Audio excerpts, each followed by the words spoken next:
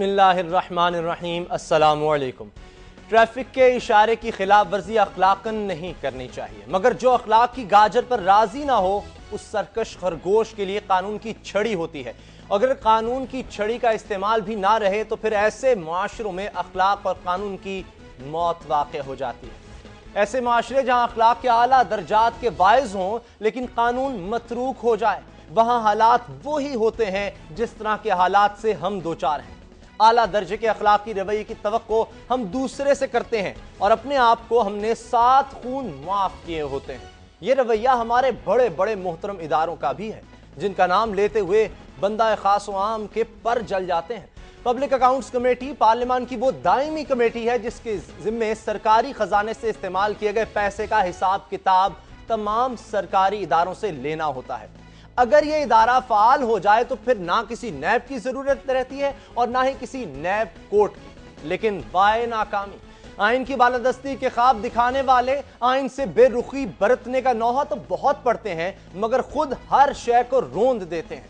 हमारे यहाँ आमतौर पर यही कहा जाता है कि हमारे मुसल्ला इदारे किसी को जवाबदेह नहीं समझते। अपने माली मामलात में आजाद और खुद मुख्तार इस दर्जे के हैं कि कोई हिसाब पूछ ले तो बस फिर वो गया।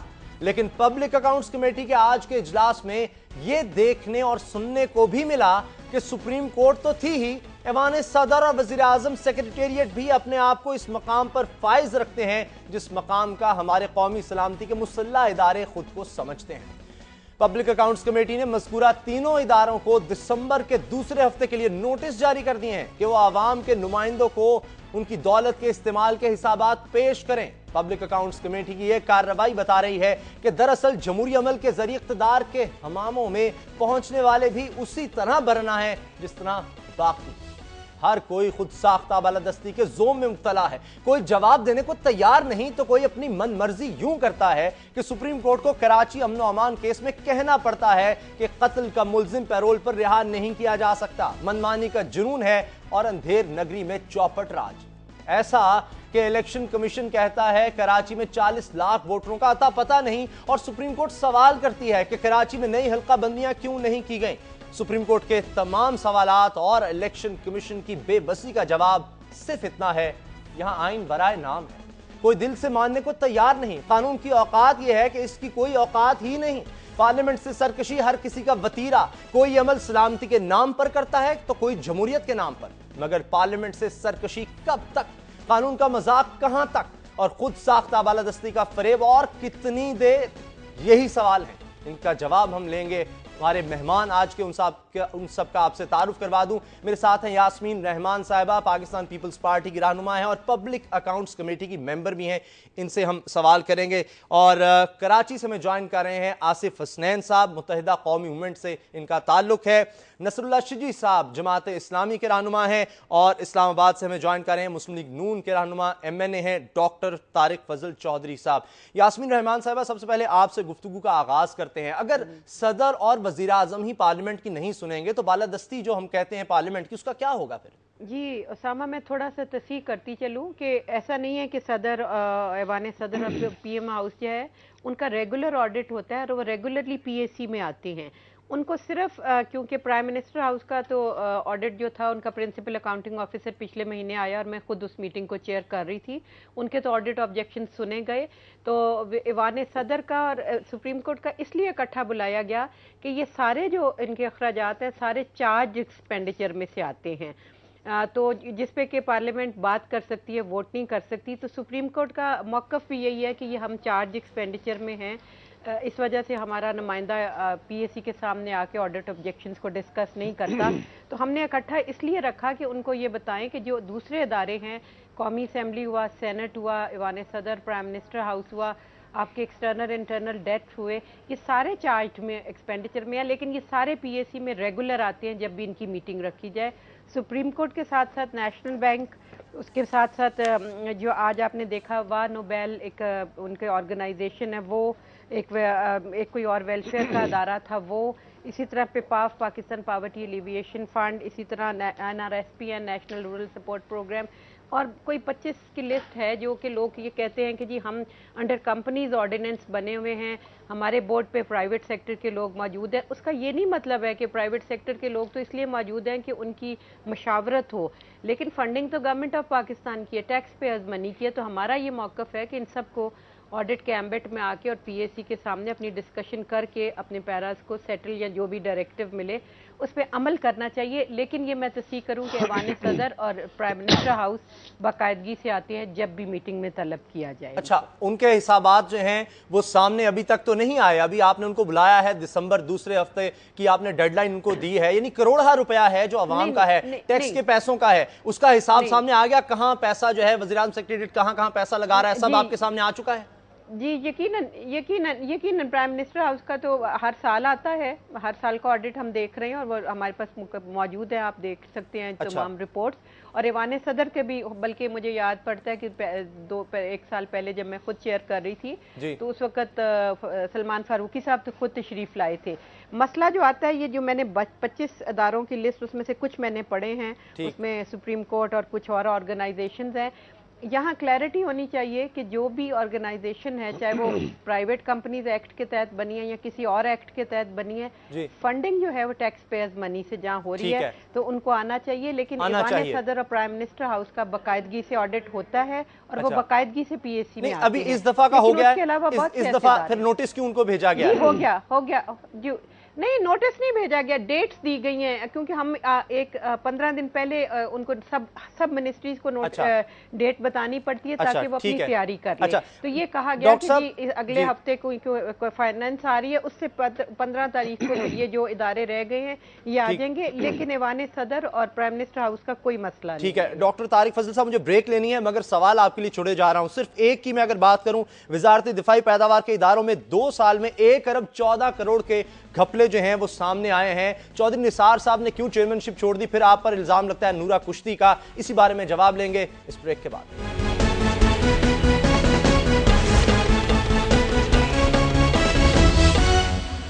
ब्रेक के बाद खुशामदीद। डॉक्टर तारिक फजल चौधरी साहब, हम देखते हैं लोगों को गैस मिल नहीं रही, गैस मिलती है उस पर जो टैक्स देते हैं उसका हाल ये है कि कौमी इदारों के पास वो जाता है और फिर वो ऑडिट भी नहीं करवाते कि वो पैसा कहां खर्च कर रहे हैं। चौधरी निसार साहब अगर चेयरमैन रहते बेहतर ना होता? वो छोड़कर बैठ गए, फिर PTI की तरफ से कहा जाता है कि नूरा कुश्ती हो रही है। जी बहुत शुक्रिया जनाब आपके सवाल का, और अगर आप ये सवाल ना भी करते हो तो मैं यकीनन उस दौर का हवाला ज़रूर देता जिसमें चौधरी निसार अली खान ने तकरीबन 3 साल जो है वो बहैसियत चेयरमैन पब्लिक अकाउंट्स कमेटी सर्व किया है। और मैं बहुत मुख्तसरन ये अर्ज़ करूँ कि चंद एक सिर्फ अचीवमेंट्स में आपको ये बताऊँगा। बेगम साहिबा माशाल्लाह ख़ुद उस कमेटी की मेंबर रही हैं कि तकरीबन 3 सालों में 170 अरब रुपया की रिकवरी हुई है पब्लिक अकाउंट्स कमेटी ने, जो पाकिस्तान की तारीख में एक रिकॉर्ड है। उसके साथ 100 से ज़्यादा अफसरान, जिसमें सिविल और मिलिट्री दोनों किस्म के अफसरान शामिल हैं, उनके खिलाफ महकमाना कार्रवाई का आगाज़ हुआ और उनके खिलाफ एक्शन हुए। NLC स्कैंडल जो 4 अरब का स्कैंडल था, मुल्क की तारीख में पहली दफ़ा जर्नलों के खिलाफ, मैं समझता हूँ कि इतना बड़ा स्कैंडल का न सिर्फ इंकशाफ हुआ बल्कि आज देखें कि उनके खिलाफ बाकायदा वो केस साबित हो रहा है। ये और फिर उसके अलावा 4 इंटरनेशनल अवार्ड्स इस पब्लिक अकाउंट्स कमेटी को मिले, जिसके चेयरमैन चौधरी निसार अली खान थे, जिसमें डिफिड है, जिसमें ट्रांसपेरेंसी इंटरनेशनल है, और 2 इंटरनेशनल अवार्ड्स इस कमेटी को मिले। ये उसकी परफॉर्मेंस के नतीजे में। अब चौधरी साहब ने छोड़ा क्यों? ये जो हमारे अनाड़ी खिलाड़ी, जो हमारे भाई कभी कहते रहते हैं हमें मुकमका है, कभी कहते हैं आपस में मिले हुए हैं इनके खिलाफ, इसके सिवा तो खैर उनके पास ना कोई एजेंडा है ना कोई प्रोग्राम है जी। लेकिन मैं आपको ये बता दूं कि जो ऑडिटर जनरल की तकर्री हुई उस पर सबसे पहले आवाज़ उठाने वाले चौधरी निसार अली खान थे, बहैसियत चेयरमैन। आज अब ये देखें कि उनकी आवाज़ को सेकंड करते हुए हुकूमत के अपने वज़ीर मुमलिकत बराए इत्तलात, उन्होंने रेफरेंस उसी ऑडिटर जनरल के खिलाफ प्रेसिडेंट साहब को भेजा हुआ है कि वो एक इतनी मुतनाज़ा शख्सियत हैं कि कभी उनके पास 2 पासपोर्ट का इंकशाफ हो रहा है, कभी पता चलता है कि 3 उन्होंने ID कार्ड्स रखे हुए हैं। अच्छा। ज़ाती हैसियत में मैं समझता हूँ मुनासिब नहीं है उनकी उस तफसीलात में जाना कि उनकी ज़ात के हवाले से और कितनी जो है वो सवालिया निशान उठाए गए हैं उनके किरदार पे और बहुत सी ऐसी चीज़ों पे। तो मुझे अब ये बताएं कि जब चौधरी निसार अली खान ने यह कहा कि इस शख्सियत के होते हुए हमें हुकूमत की संजीदगी उसकी कोई उम्मीद नहीं है कि हुकूमत चाहती है कि इस अमल को आगे जारी रखा जाए, آج اسی بات کو سیکنڈ کرتے ہوئے خود حکومت کے ایک وزیر نے ان کے خلاف ریفرنس صدر صاحب کو بھیجا ہوا ہے، جو پچھلے تقریباً 3 سے 4 ماہ سے صدر ہاؤس میں پڑا ہوا ہے اور پینڈنگ ہے. تو یہ وہ وجوہات تھیں جن کی بنیاد پہ چودھری نثار علی خان نے پبلک اکاؤنٹس کمیٹی سے استعفیٰ دیا اور کسی آپ نے میدان کھلا چھوڑ دیا نا. آڈیٹر جنرل خود کہہ رہے ہیں کہ ایک بڑا سکینڈل سامنے آنے والا ہے. اگر اربوں کے گھپلے ہوتے ہیں تو پھر اسی لیے پھر اگر ہم یہیں ان کو روک دیں تو نیب کی ضرورت نہ پڑے، پھر کرپشن کا مسئلہ سر نہ اٹھائے. عدالت نے بھی اسامہ صاحب، پہلے تو عدالت نے ان کے چارج، ان کی جو حلف تھا اس کے اوپر بھی پابندی لگائی ہوئی تھی. پہلے وہ، میں معذرت سے کہوں گا، میں تو ان کا نام بھی لینا پسند نہیں کروں گا، پہلے جو اپنی ذات پہ ان کے جو سکینڈلز ہیں ان کا وہ جواب دے لیں، اس کے بعد وہ کسی قومی سکینڈل کی بات کریں. نہ ان کا کوئی انٹرسٹ ہے، نہ ان کی کوئی کیپیسٹی ہے. اگر آپ بھی ان سے ملیں گے تو میرا خیال ہے آپ کو خود اندازہ ہو جائے گا کہ وہ کتنے سنجیدہ ہے اور حکومت کتنی سنجیدہ ہے. اب تھوڑی سی بات میں اس حوالے سے کروں گا جو آپ نے شروع میں کہا کہ پارلیمنٹ نے کی کمیٹی جو ہے پبلک اکاؤنٹس کمیٹی، جو پارلیمنٹ کی نمائندہ کمیٹی ہوتی ہے، سلیکٹ کمیٹیز ان کو کہتے ہیں پوری دنیا میں، اور یہ پارلیمنٹ کی نمائندگی کر رہی ہے. آڈیٹر جنرل ماتحت تو نہیں ہوتا نا، پی اے سی کے کوئی ماتحت تو نہیں آڈیٹر جنرل؟ نہیں، ماتحت نہیں ہے، لیکن وہ پابند ہے کہ جب اس کو کمیٹی بلائے گی اس نے وہاں پیش بھی ہونا ہے، اس نے اپنی رپورٹ بھی سبمٹ کرنی ہے. اور پارلیمنٹ سے سپریم، نہ تو میں سمجھتا ہوں کوئی سول کوئی افسر ہے، نہ کوئی فوجی افسر ہے، انہیں ان کمیٹیوں کے سامنے پابند ہے پیش ہونے کے. میں کوئی عرض کروں جی کہ حکومت کی تھوڑا سا دوسرا پارلیمنٹ کی بالادستی کے حوالے سے میں صرف ایک چیز عرض کرنا چاہوں گا.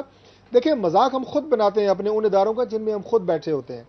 اب آپ کو میں یہ عرض کروں کہ آج آپ نے سی این جی کا حوالہ دیا، یہاں اسلام آباد میں 6 گھنٹے لگتے ہیں اسامہ صاحب ایک گیس کا سلنڈر بنوانے کے لیے ایک پمپ سے.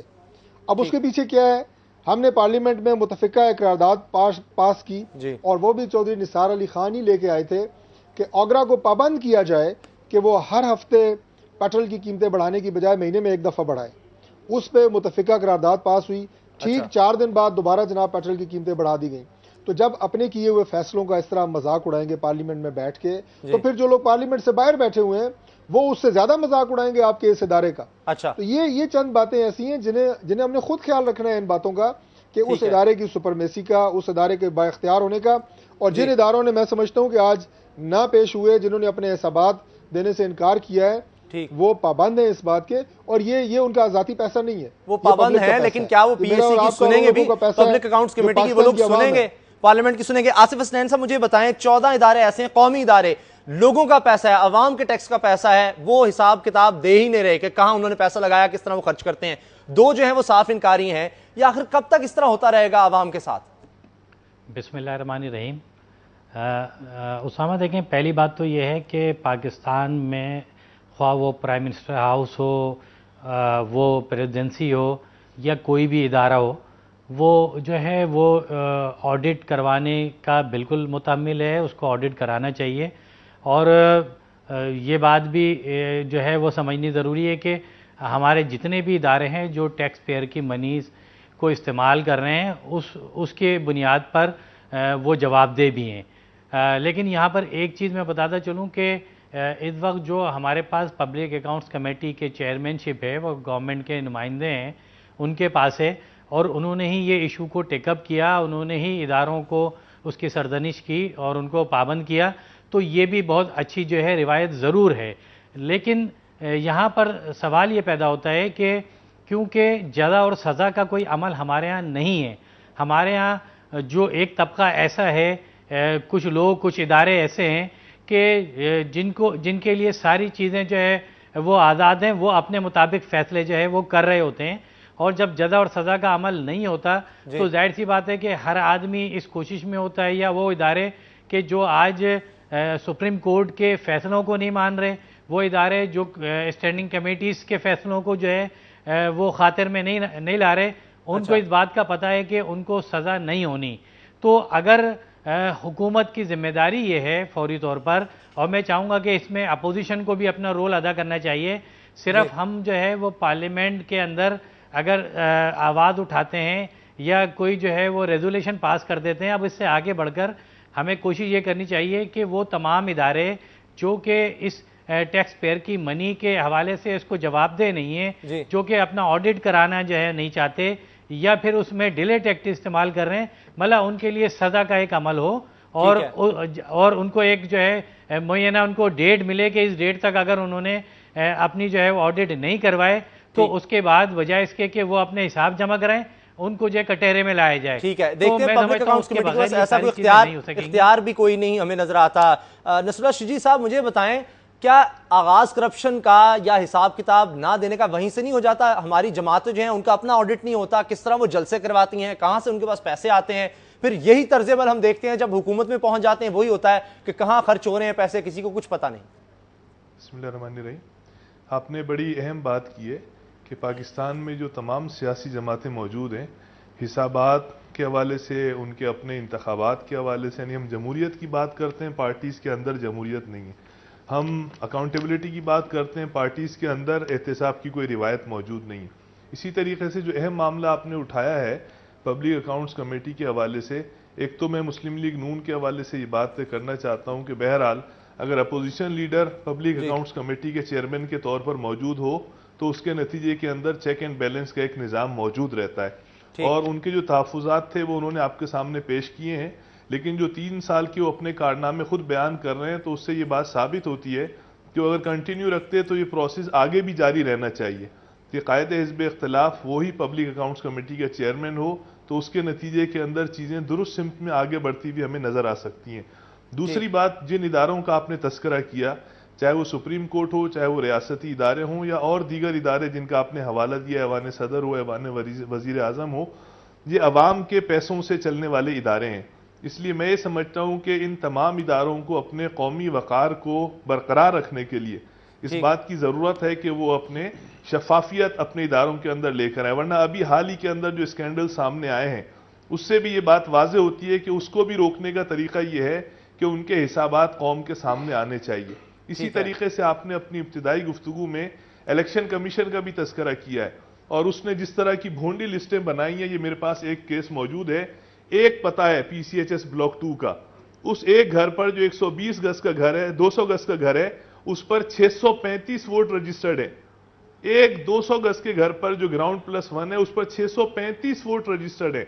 اور اسی طریقے سے سپریم کورٹ نے ابھی جو فیصلہ دیا ہے اس میں یہ بات واضح کی ہے کہ 30 لاکھ ووٹرز کراچی کے اندر وہ ہیں جنہیں ڈسپلیس کر دیا گیا ہے. اچھا, تو اس طرح کی کارکردگی جو سامنے آ رہی ہے اس کی بھی بنیادی وجہ یہ ہے کہ جو بات ابھی یہاں کہی گئی کہ سزا اور جزا کا نظام موجود نہیں ہے. جی, کن لوگوں نے کراچی کے اندر اس انتخابی عمل کو مشکوک بنانے کی کوشش کی ہے, اچھا, ان کے خلاف بھی کارروائی ہونی چاہیے. ابھی معاملہ عدالت میں ہے, اداروں کا ٹھیک, اس کو دیکھ رہی ہے کورٹ بھی دیکھ رہی ہے, الیکشن کمیشن پابند کر رہی ہے, پٹیشن موجود ہے, ٹھیک ہے, اور انشاءاللہ تعالی یہ کل ہم وہاں پیش بھی کر رہے ہیں. کل اس کی پیشی ہے, ٹھیک ہے, تو کل انشاءاللہ ہم وہاں پیش بھی کریں گے. چلیں دیکھتے ہیں کل اس جو میں آپ نے اہم نقطہ اٹھایا ہے احتساب کے حوالے سے, جی, میں یہ سمجھتا ہوں کہ بڑے اہم معاملہ ہے, اور تمام سیاسی جماعتوں کو بھی اپنے اندر بھی اس احتساب کے عمل کو فروغ دینا چاہیے. اس کے نتیجے کے اندر پاکستان کے عوام کو لوگوں کا پیسہ ہے, اربوں روپے کے گھپلے ہو جاتے ہیں, کہیں ایسا تو نہیں کہ سزا کا کوئی خوف ہی نہیں ہے, پی اے سی جو ہے کچھ کر نہیں سکتی, پھر اس کا رول کیا رہ جاتا ہے؟ اگر یہ قومی سرکاری اداروں کو مجبور نہیں کر سکتی کہ وہ بتائیں کہ وہ عوام کا پیسہ کس طرح خرچ کر رہے ہیں, تو پھر اس کا رول کیا ہے؟ اس پر بھی بات کریں گے مگر اس بریک کے بعد.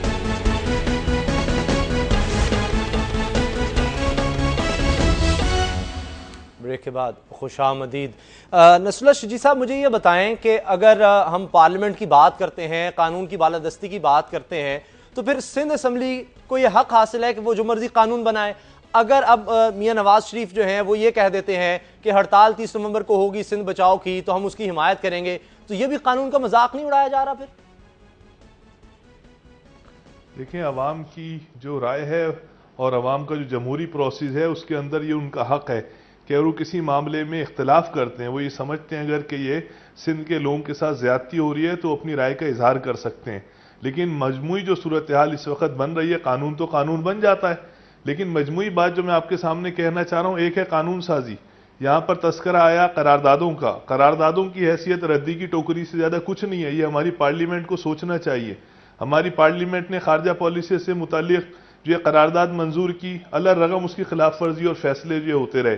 اسی طریقے سے ناموس رسالت کے حوالے سے, ابھی برما کے حوالے سے, اور خود انہوں نے بتایا کہ جو پیٹرولیم پرائسز ہیں اس کے حوالے سے, لیکن قراردادوں کی کوئی حیثیت نہیں بن رہی. اسی لیے میں یہ سمجھتا ہوں کہ بنیادی ذمہ داری تمام سیاسی جماعتوں کی بنتی ہے کہ اگر ایوان کسی چیز کے بارے میں اپنی رائے کا اظہار کر رہا ہے تو اس کا فالو اپ ہونے کی ضرورت ہے. اچھا ورنہ میں بھی سندھ اسمبلی میں رہا ہوں, بے شمار قراردادیں منظور ہوئی ہیں, اس کی کوئی حیثیت نہیں رہی ہے. ٹھیک ہے. دوسری بات یہ آئی کہ جو آپ نے اسمبلی کی بات کی اور قانون سازی کی بات کی جس کے خلاف سندھ کے عوام سراپا احتجاج ہیں, اس پوری قانون سازی کے پروسیس سے انہیں اختلاف ہے. قانون تو بن گیا, اکثریت کے بلبوتے پر آپ نے جس طریقے کا رویہ اختیار کیا وہ آپ کے سامنے آ گیا کہ آپ کے اپنے اتحادی آپ 4.5 سال مفاہمت کی بات کرتے رہے, مگر قانون کے مطابق ہوا سب کچھ, پورے مفاہمت کے عمل قانون ان کو حق دیتا ہے. کراچی میں 7,000 لوگ, کراچی میں پچھلے 4 سالوں میں 7,000 لوگ مارے گئے اور سندھ اسمبلی نے اس پر کوئی کارروائی نہیں کی اور سندھ کی حکومت نے اس پر کوئی کارروائی نہیں کی. اچھا اور میں آصف حسنین صاحب سے اس کے بارے میں جاننا چاہوں گا. کراچی کے اندر بیٹھ کر اسامہ, کراچی میں بیٹھ کر سپریم کورٹ نے فیصلہ دیا پچھلے سال, 1 سال گزر گیا, سندھ کی حکومت اس فیصلے پر عمل نہیں کرا سکی. اس سال اب تک کراچی میں 2,000 لوگ ٹارگٹ کلنگ کا شکار ہو چکے ہیں. تو اس لیے جو عمل ہے, یعنی نہ جو پارلیمنٹ کی قراردادوں پر عمل ہو رہا ہے, اس بات کو ثابت کرتا ہے, یعنی قانون کی حکمرانی ہمیں کہیں نظر نہیں آتی. آصف حسنین صاحب یہ مجھے بتائے گا کہ آپ کا تو خیال یہی ہوگا کیونکہ آپ کے کہنے پر اور آپ کی کوششوں سے بل پاس ہوا. آج میاں نواز شریف کہتے ہیں, ایک طرف کہتے ہیں کہ صدر جو ہیں ان سے وہ حلف لینے کو تیار ہیں, وہ آئینی صدر ہیں, مگر دوسری طرف ہم یہ دیکھتے ہیں کہ اگر سندھ اسمبلی ایک بل پاس کرتی ہے اس کی مخالفت ہوتی ہے. تو آپ اس پر کیا کہیں گے؟ دیکھیں اسامہ, پہلی بات تو یہ ہے کہ اگر آپ آرڈیننس لے کر آئے تو آپ پر یہ اعتراضات ہوئے کہ جی آپ یہ آرڈیننس لے کر آئے, آرڈیننس کی ضرورت کیا تھی, جب اسمبلی موجود تھی تو آپ کو بل پاس کرانا چاہیے تھا. جب ہم نے بل پاس کرایا تو اب یہ کہا جانے لگا کہ جی یہ بل اکثریت کی بنیاد پر پاس ہو گیا, اس میں بہت سی ریزرویشن ہیں سندھ کے لوگوں کی.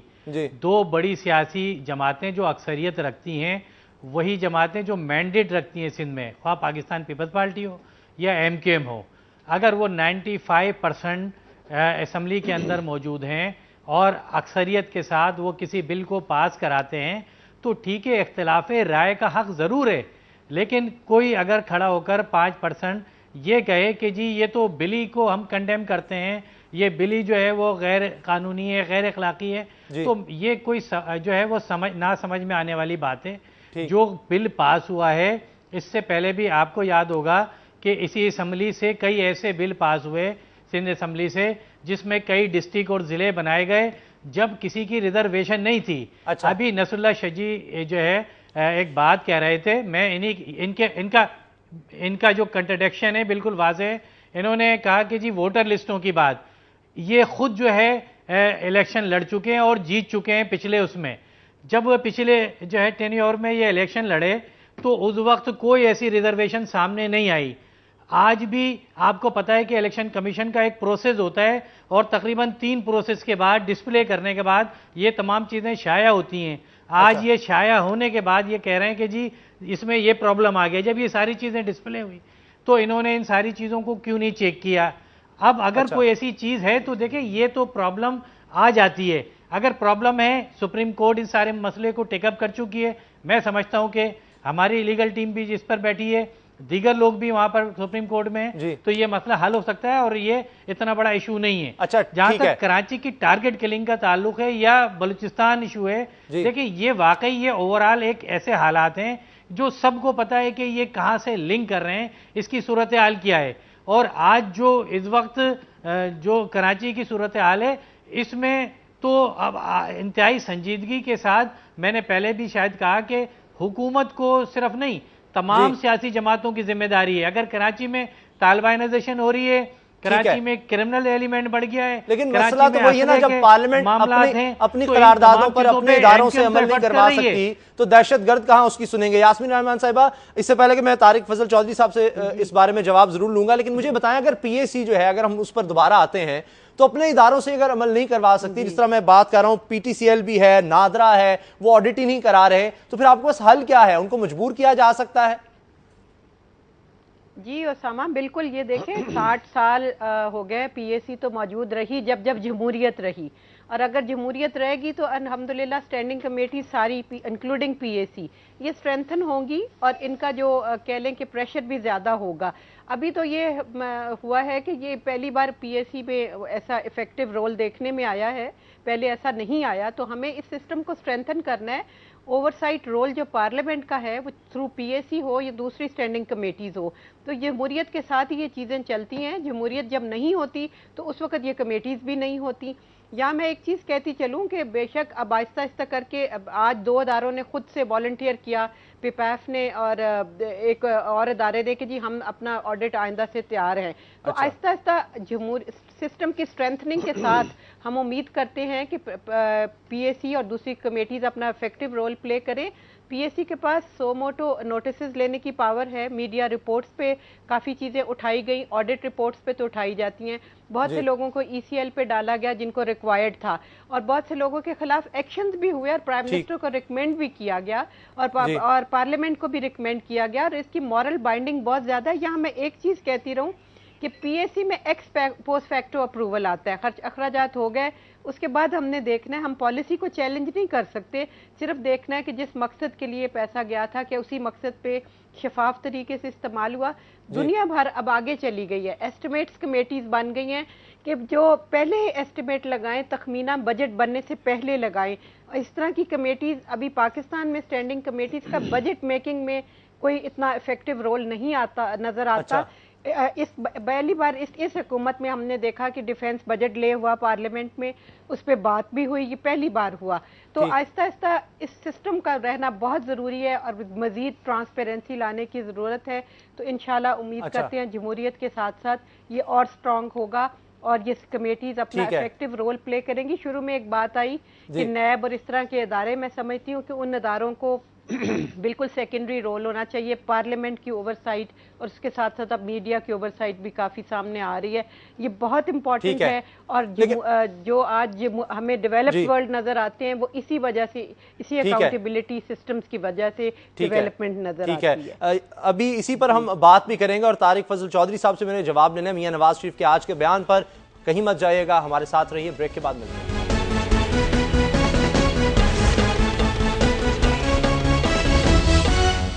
بریک کے بعد خوش آمدید. ڈاکٹر طارق فضل چودھری صاحب, میاں شہباز شریف جو ہیں آصف علی زرداری صاحب کو صدر نہیں مانتے, میاں نواز شریف کہتے ہیں شہباز شریف صاحب کو ایسا نہیں کرنا چاہیے, آئینی اور قانونی طور پر وہ صدر ہیں. اگر قانون اور آئین کی بالادستی کی اگر بات ہے تو سندھ اسمبلی کا حق ہے وہ جو مرضی قانون بنائے. آج میاں نواز شریف صاحب کہہ رہے ہیں کہ 30 نومبر کو ہڑتال کی یوم سیاہ کی ہم حمایت کریں گے, سندھ بچاؤ کمیٹی کی جانب سے کی جا رہی ہے, اس کو پھر ہم کیا کہیں؟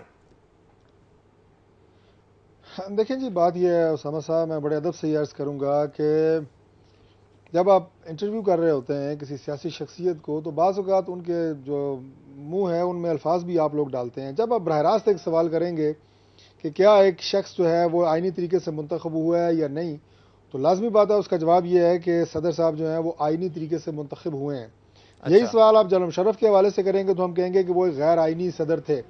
شہباز شریف صاحب جب صدر زرداری کی بات کرتے ہیں تو وہ یہ بات کرتے ہیں کہ جو توقعات ان حالات میں جن سے پاکستان آج گزر رہا ہے صدر مملکت سے ہونی چاہیے وہ ان تقاضوں پہ پورے نہیں اتر رہے, اس لیے وہ کہتے ہیں کہ وہ صدر کے منصب کے لائق نہیں ہیں. دونوں باتوں کی اپنی ایک جسٹیفیکیشن ہے. جہاں تک آپ نے بات کی ہے میاں نواز شریف صاحب کے اس بات کی کہ اگر میں آئندہ وزیر اعظم بنتا ہوں تو میں صدر زرداری سے حلف لے لوں گا اور حلف ان سے میں اٹھا لوں گا, تو دیکھیں بات یہ ہے کہ یہ جو سیاست ہوتی ہے نا اس کے کچھ پیرامیٹرز اور اس کی کچھ جو سوچ یا تھنکنگ یا ویژن ہوتی ہے وہ ڈفرینٹ ہوتی ہے. یہ بات میں نہ کرتا, لیکن اب آپ نے براہ راست سوال کر دی ہے اور اس پہ آج بہت سارے اخبارات نے لکھا بھی ہے, اس لیے میں بالکل واشگاف الفاظ میں آپ کو اور تمام دیکھنے والوں کو یہ بتانا چاہتا ہوں کہ جب یوسف رضا گیلانی صاحب نے حلف لیا تو انہوں نے لیا جنرل مشرف سے, اور اس کے 3 مہینوں کے بعد جنرل مشرف صاحب کہاں تھے اور صدر ہاؤس میں کون بیٹھا ہوا تھا. تو ایک دفعہ آپ ہمیں حلف اٹھانے دیں میاں نواز شریف صاحب کو, پھر ہم آپ کو بتائیں گے کہ اس کے بعد ہم کیا کرتے ہیں. اچھا, تو اس لیے قوم یا آپ اس بات کے اوپر شاکی نہ ہوں یا اس بات کے اوپر غیر اطمینان بخش جو ہے وہ صورتحال نہیں ہونی چاہیے, کوئی شک شبہ نہیں ہونا چاہیے. حلف ہم ضرور اٹھائیں گے لیکن اس کے بعد کیا ہوگا یہ آپ کو انشاءاللہ وقت اور حالات بتائیں گے. اچھا, اس کے علاوہ بھی آپ کا پلان ہے. بات کی جی حکومت سندھ کی, نہیں اب ساری باتیں تو نہیں میں آپ کے اس پروگرام میں بتا سکتا نا, جہاں تک بات کی آپ نے حکومت سندھ کی، دیکھیں بات یہ ہے کہ سندھ اسمبلی میں اس وقت جو قوم پرست جماعتیں ہیں ان کی وہ نمائندگی نہیں ہے. بدقسمتی کی بات یہ ہے کہ بے شک وہ ایک آئینی اسمبلی ہے، لیکن آپ کراچی کے حالات دیکھیں، اس میں 3 جماعتیں موجود ہیں. وہاں پہ ANP ہے، پیپلز پارٹی ہے، MQM کے ہمارے بھائی یہاں پہ بیٹھے ہوئے ہیں. وہاں پہ کیا ڈیلیور کر رہی ہے اسمبلی نے؟ وہاں پہ کیا کیا ہے؟ وہاں پہ لا اینڈ آرڈر کی صورتحال آپ دیکھیں. کبھی یہ کہتے ہیں ان کے جو وزیر اطلاعات ہیں ہمارے قابل احترام شرجیل میمن صاحب، 15,000 لوگ پکڑ لیے ہیں، پھر کہتے ہیں اگلے دن 27,000 ہو جاتے ہیں. لیکن وہاں پہ لاشیں اسی طرح گر رہی ہیں، لوگ اسی طرح مر رہے ہیں. تو کیا وہ فرشتے ہیں جو روز آ کے وہاں پہ لاشیں گراتے ہیں؟ تو یہ ایک سوالیہ نشان ایسا ہے کہ جو موجود ہے نہ صرف سندھ کے عوام کے پاس ان کے دماغ میں، بلکہ پورے پاکستان کی ہڑتال سے مسئلے حل تو نہیں ہوں گے نا؟ پوچھنے میں حق بجانب ہے. اور جو قوم پرست جماعتیں ہیں، یہ جو سسٹم جس کی یہ بات کر رہے ہیں، ایون پیپلز پارٹی کے وہ نمائندے جو اسمبلی کے اندر موجود ہیں انہوں نے اس پہ اعتراض کیا ہے. لیکن اگر آپ ایک چیز کو آپ بلڈوز کر دیں صرف اکثریت رکھنے کی بنیاد پہ، تو میرا خیال ہے کہ وہ لوگ جو اس وقت سندھ رورل کی نمائندگی کر رہے ہیں ان کی آواز کے ساتھ آواز ملانا یہ عین سندھ کے عوام کے ساتھ اظہار یکجہتی بھی ہے اور پاکستان کے ساتھ اظہار یکجہتی ہے. اچھا آصف حسین صاحب مجھے بتائیں کہ کیا پھر حل رہ جاتا ہے؟ قراردادیں اگر پاس کی جاتی ہیں ان پر عمل نہیں ہوتا، قانون کی حکمرانی کی ہم بات کرتے رہیں گے، اس سے تو قانون کی حکمرانی ہو نہیں جانی. سپریم کورٹ کے احکامات پر عمل نہیں ہوتا تو پھر کیا ہوگا؟ کیا کریں؟ عوام تو خود جا کے نہیں کروا سکتے عمل. اسامہ آپ نے دیکھیں بالکل صحیح بات کی، لیکن یہاں پر ایک بات بالکل واضح ہے کہ کسی بھی جو ہے اسمبلی کا جو کام ہے پارلیمنٹ کا وہ قانون سازی ہے. نو ڈاؤٹ کہ اس وقت جو ہے قومی اسمبلی نے 18ویں 19ویں اور 20ویں ترامیم کے علاوہ کئی ایسے قوانین اس اسمبلی سے پاس ہوئے ہیں، خواہ وہ ایجوکیشن کے حوالے سے ہوں، ڈرگ ریگولیٹری اتھارٹی ہو یا خواتین کے حوالے سے ہو. تو کئی ایسے قوانین پاس ہوئے ہیں جو واقعی جو ہے جس کی ضرورت تھی اور بہتر جو ایک قومی اسمبلی کا کام تھا وہ اس اسمبلی نے پارلیمنٹ نے کیا ہے. اب اس کو امپلیمنٹ کرانے کا جہاں تک تعلق ہے، جن اداروں نے اس کو امپلیمنٹ کرانا ہے اور پھر اس کی جو مانیٹرنگ کرنی ہے، اگر وہ ادارے اس کی امپلیمنٹ نہیں کرا پا رہے تو پھر ریاست یا حکومت کی ذمہ داری ہے. تو حکومت اور ریاست کی ذمہ داری اپنی جگہ پر ہے، جو ادارے ہیں ان کی ذمہ داری اپنی جگہ پر ہے اور پارلیمنٹ کی ذمہ داری اپنی جگہ پہ ہے. پارلیمنٹ نے تو اپنا کام انجام دیا ہے، اب ذمہ داری حکومت کی ہے کہ وہ اس کو مانیٹر کرے اور اداروں کو پابند کرے کہ ان تمام جو ادارے سپریم کورٹ کے آج FIA اور دیگرز کو دیکھیں تو وہ سپریم کورٹ کے جو ہے آرڈرز کو جو ہے وہ اوبے نہیں کر رہے. تو میں پھر یہ کہوں گا کہ کیونکہ ایک سسٹم ابھی جو ہے وہ چل رہا ہے اور اس سارے سسٹم میں جمہوری سسٹم اس کو اگر کنٹینیو ہوتا ہے تو ظاہر سی بات ہے ایک وقت ایسا آئے گا کہ جہاں آج اسٹینڈنگ کمیٹیز اور دیگر جو ہے وہ کھل کر اس بات کا اظہار کر رہے ہیں کہ کہاں پر بھی جو ہے وہ جھول موجود ہے تو وہ آگے جا کر جو ہے ان تمام چیزوں کو بھی کور کر سکتے ہیں. میرے پاس وقت کم ہے کہ سسٹم کو کنٹینیو ہونے دیا جائے. یاسمین رحمان صاحبہ، اگر یہ جو ادارے ہیں جن کی ہم بات کر رہے ہیں، عوام کا پیسہ یہ لوگ خرچ کرتے ہیں، مجھے بتائیں اگر یہ آپ کی بات نہیں مانتے پبلک اکاؤنٹس کمیٹی کی، پارلیمنٹ کی، تو پھر آپ کے پاس کیا حل ہے؟ ان کے خلاف کیا ایکشن لیا جا سکتا ہے؟ کیا معاملہ پھر نیب کو بھیجتے ہیں اگر کوئی گھپلہ سامنے آتا ہے تو؟ نہیں دیکھیں، کچھ چیزیں نیب جو ہوتی ہے وہ ہر کمیٹی میں موجود ہوتی ہے، FIA کے بھی نمائندے موجود ہوتے ہیں. اگر انویسٹیگیشن کرنی ہو تو ہم نیب یا FIA کو ریفر کرتے ہیں. لیکن آپ نے کہا کہ اگر وہ آڈٹ نہیں کرواتے تو اس کے لیے بیسٹ تو یہی ہے کہ ہم ریفر کریں پارلیمنٹ میں، اور پارلیمنٹ میں اس پہ ڈیبیٹ بھی ہو، ووٹ بھی ہو، اور یہ آئینی تقاضا نہیں پورا کرتا تو اس کے لیے مزید لیجسلیشن کر کے اس کو مزید فوکس کیا جا سکتا ہے اور یقیناً پرائم منسٹر کے بھی اس میں کی نوٹس میں لایا جا سکتا ہے. لیکن جو مورل پریشر PAC کی ریگولر میٹنگ سے ہوتا ہے اس سے میں بہت فرق پڑتا ہے، سسٹم میں بہت فرق پڑتا ہے. ہمیں بیسیکلی اس سسٹم کو بہت زیادہ جو ہے اس کو بائنڈ کرنے کی ضرورت ہے. آپ نے قومی اسمبلی کی قراردادیں کہیں تو میں یہ بھی کہتی چلوں ابھی اس ملک میں جمہوریت تو سٹرونگ ہونی ہے کیونکہ قراردادیں لیگلی بائنڈنگ کہیں بھی نہیں ہیں. قرارداد قومی اسمبلی پاس کرے تو وہ ایگزیکٹو پہ بائنڈنگ نہیں ہے. تو کیا وہ وقت آئے گا کہ ہماری اسٹینڈنگ کمیٹی کی ریکمنڈیشنز ہوں یا قراردادیں ہوں تو وہ بائنڈنگ ہو جائیں آفیشلز پہ کہ اس پہ عمل کرنا ضروری ہوگا، جیسے کہ بہت سارے ممالک میں ہوتا ہے. تو یقیناً ہم امید کرتے ہیں کہ جو ٹیکس پیئر کی منی ہے اس وقت पार्लियामेंट की बहुत कोशिश है, पीएसी की बहुत कोशिश है। मैं खुद हुकूमती बेंचेस से ताल्लुक़ रखती हूँ, मुझे आज तक कभी हुकूमत से इंटरफेरेंस नहीं आई कि फलाने डिपार्टमेंट को ना चेक करें। तो इसमें हुकूमत ने एक वसी कल्बी का मुजाहरा किया, इसी मेच्योरिटी का मुजाहरा। चले उम्मीद करते हैं ऑडिटर जनरल साहब अगर कह रहे हैं कि एक बड़ा स्कैंडल सामने आने वाला है, अगर ऐसा कुछ होता है, जितने भी ये इदारे हैं जो अवाम के पैसे से चल रहे हैं वो अपना हिसाब किताब सामने लाएंगे, और अगर कोई नहीं लाता तो उसको यकीनन सजा दी जाए ताकि आइंदा ऐसा ना हो। अगर सजा नहीं दी जाती फिर ये मामला इसी तरह चलते रहेंगे, घपले होते रहेंगे, करप्शन होती रहेगी। मोहम्मद उसामा गाजी को और पाकिस्तान के रहने वालों को अपनी दुआ में याद रखिएगा। अल्लाह हाफिज़।